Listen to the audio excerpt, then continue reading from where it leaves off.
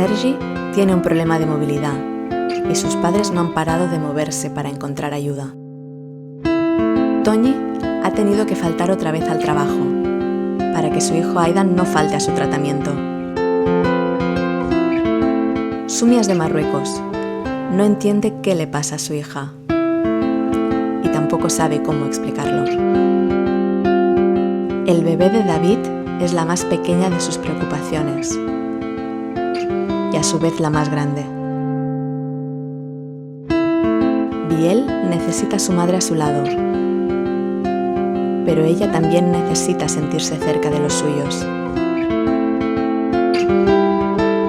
Algo pasa en la cabeza de Berta y su madre no tiene cabeza para otra cosa. Cada día tratamos con enfermedades y también con sus realidades. Pero, ¿y Ana? ¿Y Manel? ¿Y Marta? ¿Y Charo? ¿Archie? ¿Jenny? ¿Valle? Ellos también tienen alegrías, tristezas o preocupaciones que dejan a un lado para poder ofrecer lo que, en ese momento, más se necesita: empatía.